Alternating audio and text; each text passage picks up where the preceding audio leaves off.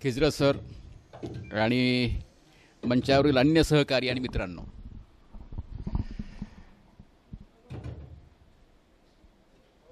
British भारतात येण्यापूर्वी भारतामध्ये मुस्लिम किंवा हिंदू राजकीय समाज नव्हता, पॉलिटिकल सोसायटी म्हणून नव्हते. ब्रिटिश भारतात आल्यानंतर जातीय दंगलींना सुरुवात झाली. त्यापूर्वी राजवट मग छत्रपती शिवाजी महाराजांचे असो, पंजाबमध्ये शिखांची असो, मुघलांची असो, जातीय दंगली झाल्या नाहीत.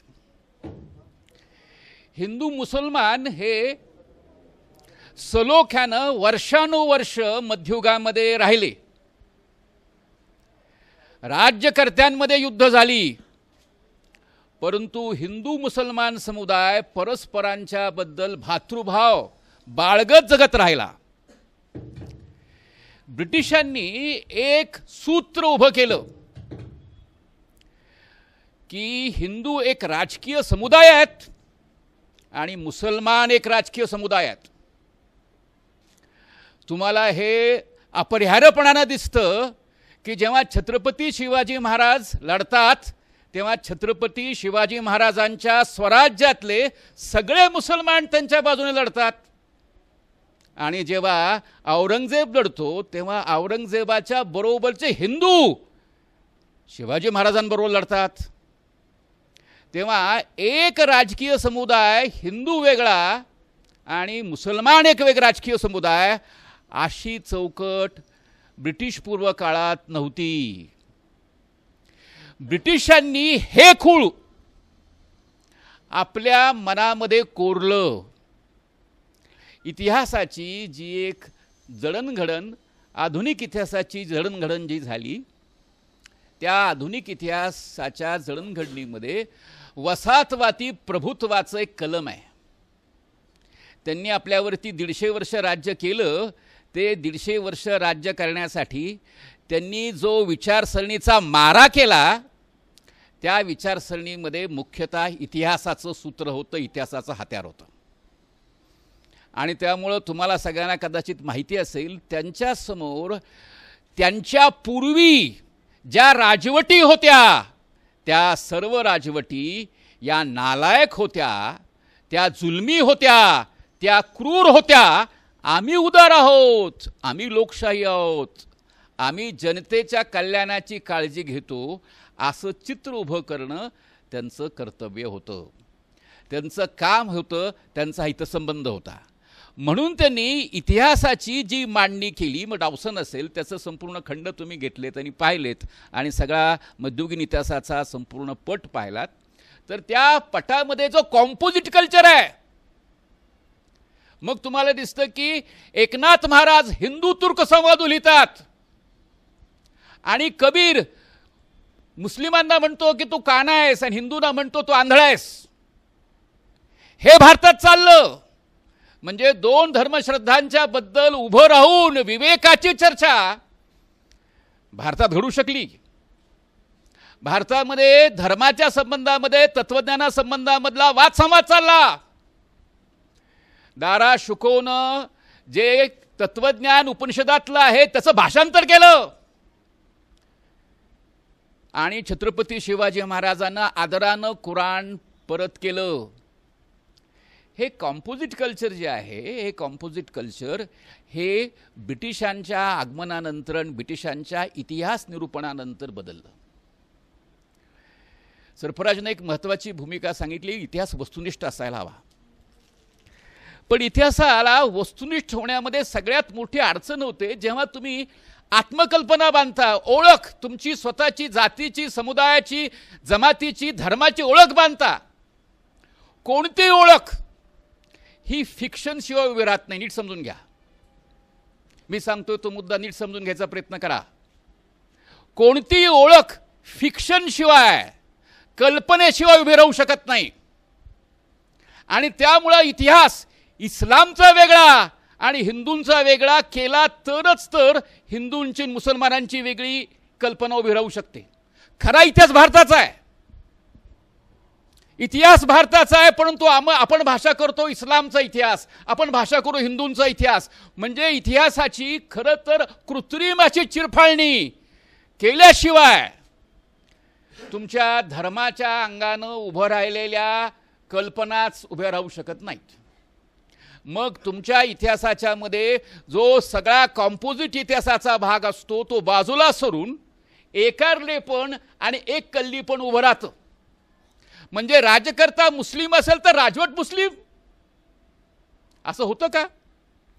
मध्ययुगीन भारतामध्ये राज्यकर्ता वर्ग हिंदू मुस्लिम या सरंजामदारांनी बनलेला होता आणि सामान्य माणूस हिंदू मुसलमान होता, तो नाटलेला होता. मग शेतकरी हा हिंदू असो किंवा मुसलमान असो, शेतसारा त्याला द्यावा लागत होता. कधीही मुसलमान जो सर्वसाधारणपणे सेवा करत होता, श्रम करत होता, तो राजकर्ता नव्हता. राजकर्ते सरदार होते, राजकर्ते कुलीन होते, राजकर्ते हे सामान्य लोकांच्या शोषणावर उभे होते. पण आपण हिंदू मुसलमानांच्या संगतवार चाकोरी केल्या कारणामुळे आपल्याला आत्मकल्पना उभी करता येते, ओळख उभी करता येते. ओळखीच्यासाठी वस्तुनिष्ठा गहाण टाकल्याशिवाय ओळखीचं राजकारण करता येत नाही. वस्तुनिष्ठा गहाण टाकल्याशिवाय ओळखीचं राजकारण करता येत नाही. आणि आपल्याला ब्रिटिशांनी ओळखीच्या इतिहास लेखनाची, ओळखीच्या राजकारणाची सवय लावली. आपण जे राजकारण मुख्यतः पाहिलं, जो इतिहास आपण पाहिला, त्या इतिहासामधली पहिली मेख अशी आहे की आपण वसाहतवादी इतिहास लेखनानं आपल्या मानगुटीवरती जे ओझं लादलं ते फेकून देणं गरजेचं आहे. आणि मी तुम्हाला कळकळीनं सांगेन की तुमच्या आणि माझ्या सगळ्यांच्या आत्मकल्पनेमध्ये जे फिक्शन आहे, जी फिक्शन इतिहासाची कृत्रिम चिरफाळणी करूनच समजून घेता येते, मराठवाड्याचा इतिहास तुम्हाला हिंदू मुस्लिम कंपोजिट कल्चर शिवाय समजूनच घेता येणार नाही. तेव्हा फक्त मुस्लिमांचा इतिहास, निजामाचा आणि मुघलांचा इतिहास, आणि हिंदूंचा इतिहास त्यापूर्वीचा सातवाहनांचा इतिहास किंवा यादवांचा इतिहास, अशा कल्पना करता येतील का? असा इतिहास असतो का? असा इतिहासाचा क्रम असतो का? इतिहासातल्या कार्यकारण भावाची किंवा इतिहासातल्या बदलाची अशी चौकट असते का? असत नाही. आणि त्यामुळे हे समजून घेणं गरजेचं आहे की आपल्या समोरचं संकट वस्तुनिष्ठा प्रस्थापित करण्याचं इतकं सोपं साधन नाही.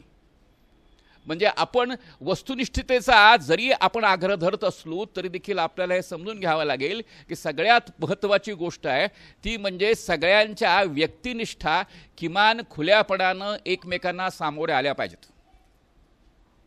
म्हणजे सगळी यातलं सगळ्यात महत्त्वाचं मर्म असं आहे की जोपर्यंत ज्ञानाच्या क्षेत्रात, इतिहासाच्या क्षेत्रात तुम्ही संवाद करत नाही, तथ्य कोणतं, अन्वयार्थ कोणता, या संबंधामध्ये परस्परांशी तुम्ही संवाद करत नाही आणि सहमती प्रस्थापित करत नाही, तोपर्यंत आपला इतिहास आपल्याला उभा करता येणार नाही.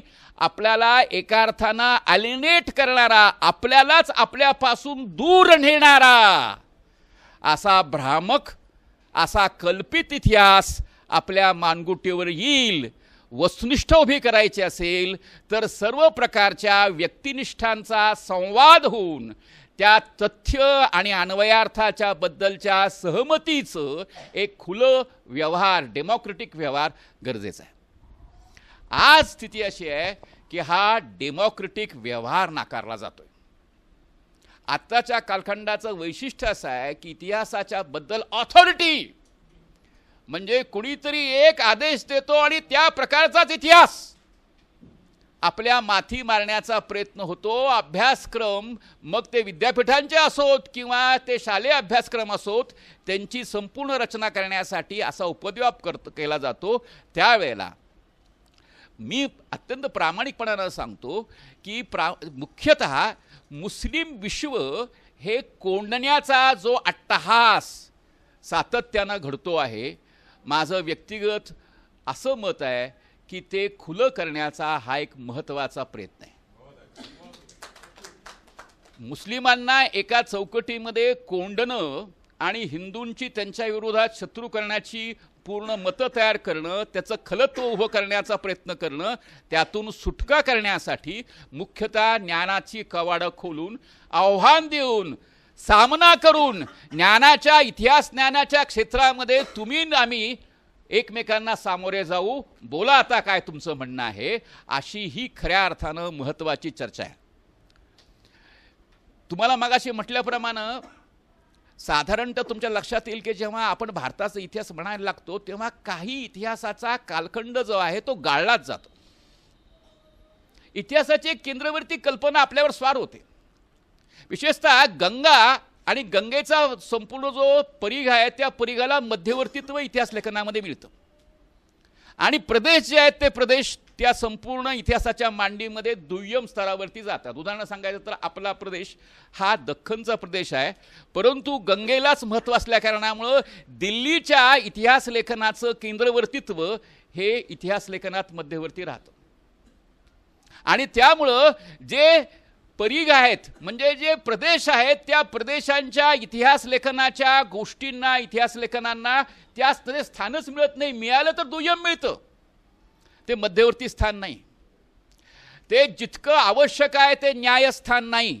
तेव्हा इतिहास लेखनाचे जे प्रिस्क्रिप्शन आराखडे तयार होतात ते आराखडे बदलायचे असतील तर मुख्यतः ज्या प्रदेश इतिहासावरती ज्या समुदायांच्या इतिहासावरती अन्याय केला जातो, इतिहास लेखनाच्या प्रचलित इतिहास लेखनाच्या चौकटीमध्ये ज्या प्रदेशांच्या ज्या समुदायांच्या ज्या जातींच्या आणि ज्या धर्मांच्या इतिहास लेखनावरती अन्याय केला जातो त्यांच्या इतिहास लेखनानंच त्याचं आव्हान उभं करता येऊ शकतं.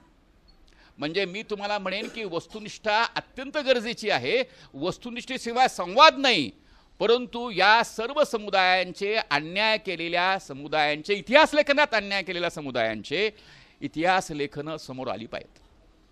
सरफराजनं ज्या तळमळीनं हे संपूर्ण ग्रंथाचं संपादन केलं आहे त्यात एक महत्त्वाचं सूत्र आहे. विशेषतः हैदराबाद मुक्तीसंग्रामाच्या संबंधामध्ये जे एक महत्त्वाचं पुस्तक जे मेनस्ट्रीम बुक म्हणून आहे अनंतराव भालेकरांचं हैदराबादचं मुक्तीसंग्राम, त्या पुस्तकामध्ये प्रामुख्यानं जी गृहीतकं मांडलेली आहे, निवेदन तंत्र आहेत, ती निवेदन तंत्र मूळतः इतिहासासंबंधात वस्तुनिष्ठ पद्धतीनं इतिहास लेखन करायला नालायक आहेत. काही गृहीतकं धरली जातात की ज्या गृहीतकांच्या अनुषंगानं इतिहास लेखन केलं जातं. आता उदाहरण सांगायचं म्हटलं तर त्यांनी उल्लेख केलेला आहे, मी तुम्हाला सांगतो की सर्वसाधारणतः पूर्णतः जी राजवट आहे तो निजाम होता, धर्मानं मुस्लिम होता, नोकरशाहीचा एक भाग मुस्लिम होता, परंतु राज्यसंस्था पूर्ण मुस्लिम नव्हती. राज्यसंस्था नीट समजून घ्या, राज्यसंस्था याचा अर्थ काय होतो, जो राज्य करणारा वर्ग आहे, जाती आहे, समूह आहे, तो राज्याचा मूलभूत घटक असतो. जे राजाचे एका अर्थानं म्हणाल ते प्रतिनिधी असतात किंवा जो मुख्य राजा असतो, राज्याचं प्रतीक म्हणजे राज्य नव्हे, राज्य हे तुमच्या घरापर्यंत असतं आणि ते जर लक्षात घेतलं तर प्रामुख्यानं राज्याच्या कल्पनेमध्ये तुम्हाला जी सरंजामशाही आहे, तत्कालीन कालखंडातल्या राज्यकर्त्यांचा वर्ग जो आहे तो वर्ग गृहीत धरावा लागतो. तो वर्ग हा देशमुख देशपांडेंचा, पाटील कुलकर्ण्यांचा आहे की जो वर्ग या निजाम सत्तेचा पाया आहे. त्यामुळं संपूर्णतः अशी जी मांडणी आहे की निजाम हा पूर्णतः मुस्लिमच धर्मीय होता म्हणून राजवट मुस्लिम होती असं घडूच शकत नाही. त्यामुळं औरंगजेब हिंदू मठांना मोठ्या प्रमाणामध्ये मदत करतो, इनामं देतो. ते का देतो? आणि छत्रपती शिवाजी महाराज हे मुस्लिम एका अर्थानं असलेल्या साधूंना, मौलवींना, फकीरांना मदत करतात. ती का करतात? त्याचं कारण साधं सोपं आहे की या सत्तेच्या रचनेमध्ये पूर्णतः जे वर्ग असतात ते वर्ग आपल्याला समजून घ्यावे लागतील. विशेषतः या भूभागामधले जे सत्ताधारी वर्ग आहेत, उदाहरणार्थ तेलंगणामध्ये जमीनदारशाही होती, या जमीनदारांमध्ये मुस्लिम जमीनदार किती होते? सर्वात जास्त जमीनदार हिंदू जमीनदार होते. म्हणजे ही राजवट एकांगी पद्धतीनं मुस्लिमच होती हे गृहीतक धरून त्या संबंधात लिहिणं, ते सरंजामशाही म्हणतात, पण सरंजामशाहीचं स्पष्टीकरण करत नाहीत.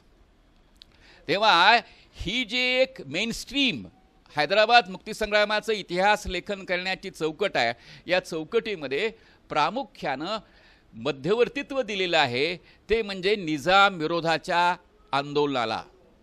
आणि हे आंदोलन करणाऱ्या लोकांमध्ये प्रामुख्यानं तत्कालीन कालखंडातले उच्चभ्रू असल्या कारणामुळं तो इतिहाससुद्धा, हैदराबाद मुक्तीसंग्रामाचा इतिहाससुद्धा सामान्य नाडल्या गेलेल्या सामान्य पातळीवरती जीवन जगणाऱ्या लोकांचा संघर्ष येत नाही, तर मुख्यतः तो संघर्ष बनतो तो त्या संपूर्ण वर्गामध्ये जे त्या कालखंडात लढले, नेतृत्व केलं, त्या नेतृत्व केलेल्या काही ठराविक लोकांनाच त्याच्यामध्ये स्थान मिळतं. आणि एकंदरीत इतिहासलेखन जे आहे ते इतिहासलेखन काही ठराविक लोकांच्याच हितसंबंधाचं निर्वाह करतो. ही जी चौकट आहे ही चौकट मोडायची असेल तर मुख्यतः आसफजाही आणि आसफजाहीचं संपूर्ण सत्ताकारण स्पष्ट करणं गरजेचं आहे. इतिहासाला एका अर्थानं म्हणाल तर तुम्हाला एका रचनेत मांडावं लागतं. घटनाक्रम समजून घेण्यासाठी मूळ ज्या स्थितीमध्ये व्यवस्था आहे ती व्यवस्था नीट उकलून दाखवावी लागते. म्हणजे जर हैदराबाद मुक्तीसंग्राम घडत असेल तर हैदराबाद मुक्तीसंग्राम ज्या चौकटीत घडला ते आसफशाहीचं सत्ताकारण, आसफशाहीचं प्रशासन, आसफशाहीचं एकंदरीत हॅबिटस हे तुम्हाला स्पष्ट करून दाखवावं लागतं. जोपर्यंत तुम्ही ते करत नाही आणि तुम्ही त्याचं एक नकारात्मक खलत्वाचं वर्णन करता आणि त्या खलत्वाच्या वर्णनामध्येच तुम्ही संपूर्ण इतिहास लेखन खर्ची घालता, म्हणजे या इतिहास लेखनामध्ये अनंतरावांच्या हैदराबादच्या संबंधातले उल्लेख सगळे नकारात्मक आहेत. तुम्ही जर बारकाईनं पुस्तक वाचलं तर हे समजून घ्यायचा प्रयत्न करा. काही जरी झालं तर भारतामधले त्या कालखंडातले सगळे प्रिन्सेस, हिंदू असोत मुसलमान असोत, त्यांची एक विशिष्ट प्रकारची चौकट होती. तो काळ आहे आणि त्या काळामधल्या त्या लोकांचं त्या प्रकारचं वर्तन असतं. जसं आज भांडवलशाही आहे आणि भांडवलशाही बरोबरती बहुसंख्याकवादाचं एक सूत्र आपल्यासमोर आलेलं आहे आणि त्याची सत्ता आहे, त्याच्यामध्ये ब्राह्मणवाद पण आहे, भांडवलशाही पण आहे, त्या प्रकारचे सगळे प्रक्रिया पण आहेत. तसं त्या काळातली जी सत्ताकरणाचा संपूर्ण माहोल आहे त्या माहोलला उकलणं गरजेचं आहे. त्या कालखंडामध्ये ज्या प्रकारचं सत्ताकारण आहे त्या सत्ताकारणाच्या चौकटींना उकलणं गरजेचं आहे. तुम्हालाही माहिती असलं पाहिजेत की पूर्णतः महसूल गोळा करण्याचं जे कळीचं काम आहे ते ब्राह्मण स्क्राईबशिवाय शक्य नव्हतं. उर्दू जाणणारे, पर्शियन जाणणारे, सगळ्यात जास्त पारसनीस, फडवणीस ही सर्व जी पदं आहेत ही पदं प्रामुख्यानं ब्राह्मण जातीच्या लोकांकडे होती, की सर्वच्या सर्व मुस्लिम जातींकडे नव्हती. महसुलाच्या गोळा करण्याबद्दलचं कळीचं कामकाज हे त्यांच्याकडून चालायचं. त्यामुळं सत्ता केवळ मुस्लिमांची होती किंवा सत्ता केवळ हिंदूंची असते अशा भ्रामक चौकटींच्या पलीकडं जाऊन सत्तेचं स्वरूप समजून घेतलं पाहिजे. यातला दुसरा मुद्दा आपण समजून घेणं गरजेचं आहे की हा नेमका प्रिन्सली स्टेटचा एक आकृतिबंध आहे. म्हणजे जे सर्वसाधारणतः ब्रिटिशांनी जे संस्थानं उभी केली होती त्या संस्थानांचं स्वरूप ब्रिटिशांची राजवट किती पुरोगामी आहे हे कळावं हे होतं. नीट समजून घ्यायचा प्रयत्न करा. म्हणजे सर्वसाधारणपणानं हे लक्षात येतं तुम्हाला, काही ठराविक संस्थानं सोडली तर बाकी सगळी संस्थानं जुन्या परंपरेचा निर्वाह करणारी होती. ब्रिटिशांनी नवी रचना आणली, परंतु या ब्रिटिशांनी आणलेल्या नव्या रचनेच्या मध्ये काही संस्थानांनी आपली भागीदारी केली आणि हे अत्यंत महत्त्वाचं आहे की निजामानं सुद्धा यात भागीदारी केली. म्हणजे हे जे खास गोष्ट आहे की विलास हा तत्कालीन कालखंडातले प्रिन्सेस करत होते आणि तसंच वर्णन प्रामुख्यानं वसाहतवाद्यांनी केलं. वसाहतवाद्यांना त्यात हितसंबंध होता की भारतामधले पारंपरिक प्रिन्सेस जे आहेत, पारंपरिक राज्यकर्ते जे आहेत ते स्वतःच्या विलासात दंग आहे, त्यांना लोककल्याणाची कोणती काळजी नाही. अशा प्रकारचं चित्रण करण्यासाठी त्यांनाही त्या प्रकारचा आकृतिबंध, वर्णनबंध हवा होता. परंतु तो वर्णनबंध असताना सुद्धा सगळ्यात महत्त्वाची गोष्ट अशी आहे की या राज्यकर्त्यांनी, भारतातल्या काही राज्यकर्त्यांनी आधुनिक प्रशासनाची, आधुनिक एका अर्थानं बदलाची, स्थित्यंतराची भूमिका स्वीकारलेली होती. हे जे 7वे निजाम आहेत, हे निजाम त्यांच्या एकंदरीतच सुरुवातीच्या कालखंडामध्ये पूर्णतः सेक्युलर ज्याला म्हणता येईल त्या सेक्युलर चौकटीमध्येच आपला संपूर्ण राज्यकारभार करता आहेत. आणि हे समजून घेणं गरजेचं आहे. म्हणून त्यांचा गौरव मी करणार नाही आहे. त्याचं कारणच तुम्हाला मी सांगितलं की राजसत्ता त्याशिवाय टिकतच नाही. जसं तुम्हाला माहिती आहे की इल्तमसच्या समोर जेव्हा काही मुल्ला मौलवींनी म्हटलं की आता आपण तलवारीच्या जोरावरती सगळ्या लोकांना मुसलमान करू, तेव्हा त्यांना अत्यंत शांतपणानं सांगितलं की भारतामध्ये मुसलमान म्हणजे मिठासारखे आहेत. ते जास्तही होता कामा नये, कमी होता कामा नये. राज्यकर्त्यांना हा सेन्स असतो. राज्यकर्ते हे प्रामुख्यानं सर्वसाधारणरित्या सत्ताकारणासंबंधामध्ये अधिक प्रॅग्मॅटिक, व्यावहारिक असतात आणि त्यातून ते समन्वयाचं सूत्र स्वीकारत असतात. निजामानं ते समन्वयाचं सूत्र स्वीकारलं आणि त्या समन्वयाच्या सूत्रानं राज्यकारभार केला आणि त्या चौकटीमध्ये त्यानं काही स्थित्यंतर घडवायचा प्रयत्न केला. या पुस्तकाचं वैशिष्ट्य असं आहे की त्यांनी रेल्वे कशी आणली, त्यांना टपाल सेवा कशी आणली, त्यांनी जे भारताला ललांभूत असलेलं जे सांस्कृतिक वैभव आहे अजंठाचं, त्याचा विकास कसा केला. प्रोफेसर याजदानींना त्यांनी बोलवलं आणि त्यांनी मोठ्या प्रमाणामध्ये या सगळ्या लेण्यांचं डॉक्युमेंटेशन केलं, त्याचे ग्रंथ काढले, त्याचे खंड काढले. आजही इतिहास लेखनामध्ये याजदानींनी केलेल्या कामाला तोड नाही. निजाम यानंतरही आपल्या स्वतःच्या या कर्तृत्वानं टिकून राहील. जो कोणी आज अजंठाचा अभ्यास करतो तो याजदानींचं ग्रंथ वापरतो आणि याजदानी निजामामुळं शक्य झाला. त्यामुळे निजाम कोणत्याही प्रकारच्या आत्ताच्या अजंठा स्टडीजमध्ये रिलेव्हंट ठरतो. हे जर आपण लक्षात घेतलं तर या अनेक गोष्टींचा खुलासा हा ग्रंथ करताना आपल्याला दिसतो. दुसरी एक महत्त्वपूर्ण गोष्ट हा ग्रंथ सांगतोय ती म्हणजे काही नोंदी, महत्त्वाच्या नोंदी या ग्रंथामध्ये आहे. म्हणजे जे निजामाचे वजीर होते त्या वजीरांचं पूर्णच्या पूर्ण 5 दिवसाचं कथन या पुस्तकात आहे. या विलिनीकरणामुळं जे काही भोगावं लागलं त्याबद्दल जे अनुभव आले त्या अनुभवाचं कथन यामध्ये आहे. दस्तऐवज म्हणून अनेक महत्त्वाचे दस्तऐवज हे मराठी भाषेत भाषांतर करून उपलब्ध करून देण्यात आलेले आहे. हे या ग्रंथाचं खास वैशिष्ट्य आहे. म्हणजे संवाद जो होतो तो संवाद साधनांशिवाय होत नाही. जसे साधनं आहेत तशी साधनं लोकांना खुली करणं, त्याचे अर्थ आणि त्याचे विश्लेषण लोक करतील. त्यामुळे सगळ्यात महत्त्वाची गोष्ट या ग्रंथात मला पाहायला मिळते ती म्हणजे काही तत्कालीन कालखंडामधले महत्त्वाचे जे संशोधक होते, अभ्यासक होते, त्यांचे काही कळीचे लेख आसफशाहीचं विश्लेषण करणारे त्यांनी भाषांतरित केलेले आहेत. त्यांनी त्या कालखंडामध्ये ज्या ज्या प्रकारचं इतिहास लेखन केलं, उदाहरण सांगायचं म्हटलं तर त्यांनी या अजिंठाच्या सांस्कृतिक वैभवाच्या बद्दलचा लेख लिहिला, तो त्यांनी जसा तसा भाषांतरित केला. त्यांनी इथं ज्या प्रकारच्या शिक्षण संस्था होत्या त्या शिक्षण संस्थांच्या एकंदरीत जडणघडणीचा, विकासाचा आढावा घेणारा एक महत्त्वाचा ग्रंथ, महत्त्वाचा लेख त्यांनी भाषांतरित केला. म्हणजे आपल्याला एका ग्रंथामध्ये निजामाच्या राजवटीची ठळक वैशिष्ट्य या पुस्तकांमधून कळतात. म्हणजे मी कुठल्याही विद्यार्थ्याला हे पुस्तक सांगेन की तुम्ही वाचा, याचं मुख्य कारण ॲट ग्लान्स तुम्हाला निजामशाही काय होती याचा एक ॲट ग्लान्स जर संदर्भ पाहायचा असेल, हैदराबाद मुक्तीसंग्रामामध्ये निजामशाही ही केवळ नकारात्मक असते, त्या निजामशाहीचं एक वास्तविक विवरण म्हणून हा ग्रंथ अत्यंत महत्त्वाचा आहे. लोकांनी वाचला पाहिजेत, कन्सल्ट केला पाहिजे. सगळ्यात महत्त्वाची गोष्ट उर्दूमध्ये लेखन करणं आणि मराठीत लेखन करणं.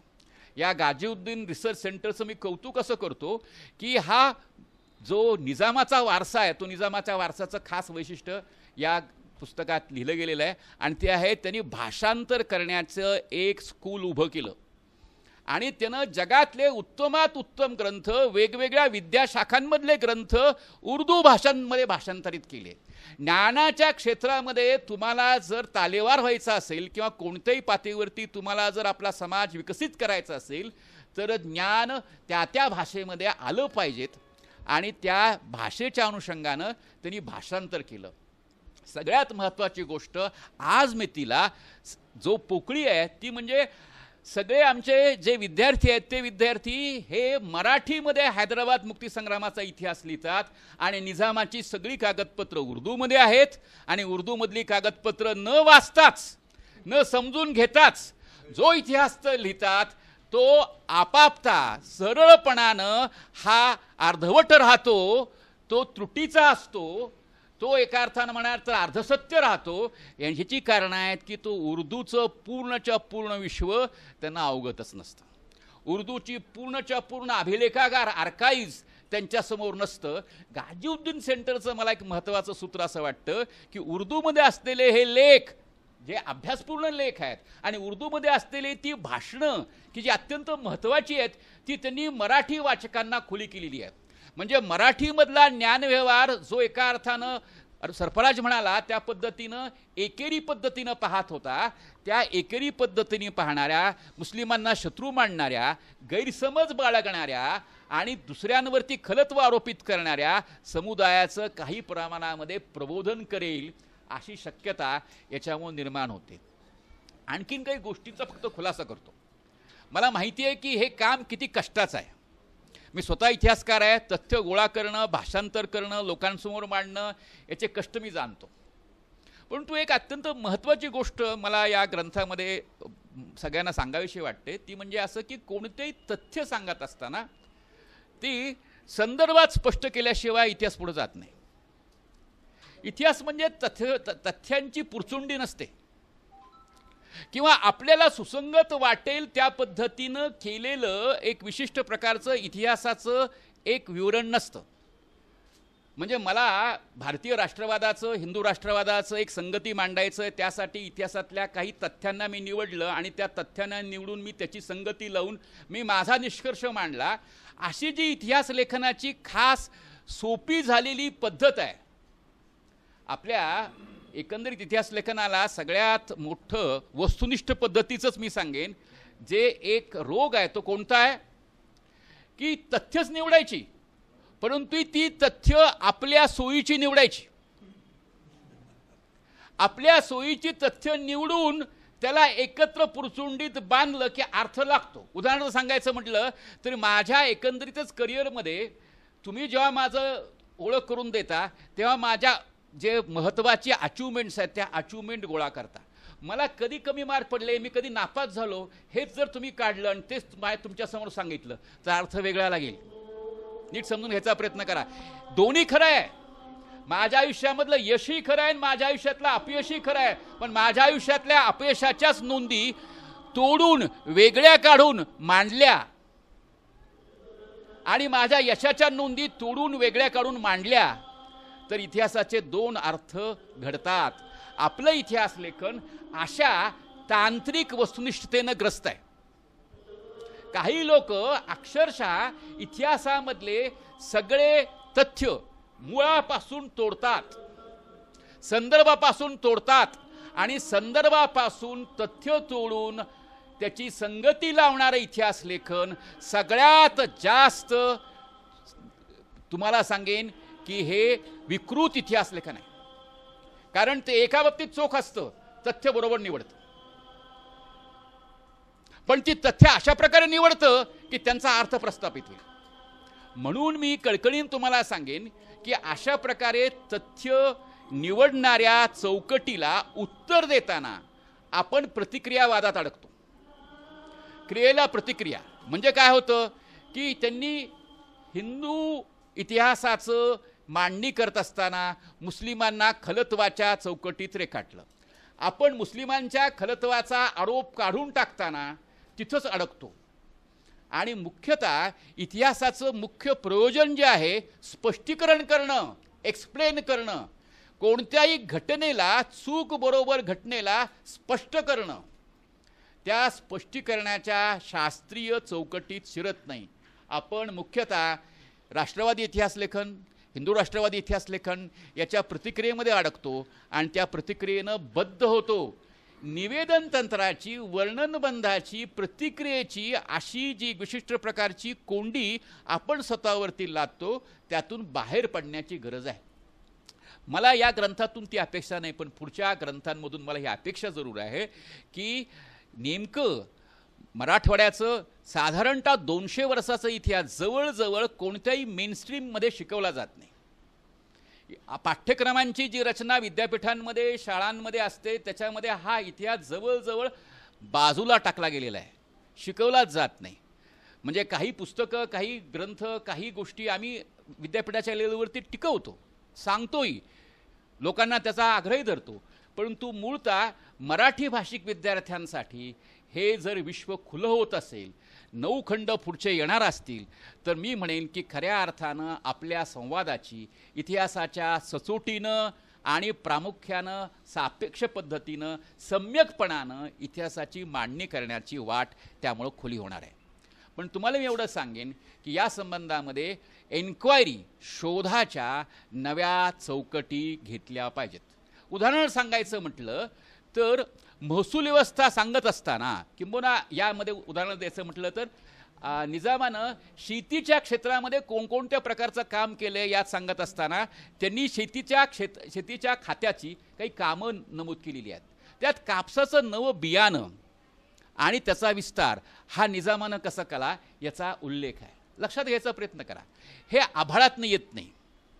कापसासंबंधात निजाम जे करतो आहे तो निजाम करतो आहे याचं कारण असं आहे की भारताचा वसाहतवादाशी संबंध आहे. भारताचा शेतमाल आंतरराष्ट्रीय बाजाराशी ब्रिटिशांच्या आगमनानं जोडला गेलेला आहे आणि भारतातल्या शेतमालाचं आंतरराष्ट्रीय बाजारामध्ये विक्री चालू आहे. आणि तुम्हाला दिसेल की तुम्हाला औरंगाबादवरनं 12,000 बैलगाड्या इथून नांदगावला जातात. नांदगावला कापूस उतरून घेतला जातो आणि तो मनमाडवरनं पुढं मुंबईला पाठवला जातो. हा जो संपूर्ण वसाहतवादाचा व्यापक परिघ आहे, त्या परिघामध्ये निजाम आहे. त्यामुळे एक्सप्लेनेशनची, स्पष्टीकरणाची अशी चौकटी की त्याशिवाय निजाम असं का करतोय हे आपल्याला सांगता येणार नाही. निजाम असं करत होता, तो महान होता, इथंच आपला निष्कर्ष अडून राहील. निजाम जे करत होता त्याचा एक व्यापक पट आहे. त्याच्या स्पष्टीकरणाच्या रचना समजल्या पाहिजेत. तत्कालीन कालखंडातलं जात वर्गाचं राजकारण, तत्कालीन कालखंडामध्ये असलेलं एकंदरीतच स्पर्धेचं राजकारण, तत्कालीन कालखंडामध्ये असलेलं पर्यावरण, तत्कालीन कालखंडामध्ये असलेल्या वेगवेगळ्या प्रकारच्या, एका अर्थानं मला तर वस्त्र, अलंकार, या सगळ्या गोष्टीचा परस्पराशी असलेला संबंध असा एकत्रित पद्धतीनं उकलण्यासाठी प्रामुख्यानं समग्रपणानं स्पष्टीकरण करण्याची चौकट स्वीकारावी लागेल.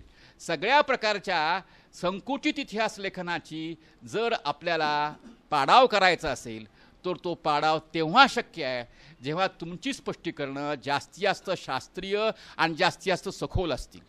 की अशा प्रकारच्या सखोल आणि व्यापक शोध मोहिमांचं विश्व या असफजाहीच्या पुढच्या खंडांमध्ये उकलत जावं आणि एकंदरीतच महाराष्ट्राचं मराठी भाषेतलं आणि उर्दू भाषेतलंही ज्ञानभांडार विस्तृत होत जावं अशी आशा व्यक्त करतो. आणि या उपक्रमासाठी मनापासून शुभेच्छा देतो. पुस्तक वाचनीय अनेक मुद्दे आहेत, पण इतिहासाचे विद्यार्थी असते तर अधिक खोलात बोललो असतो.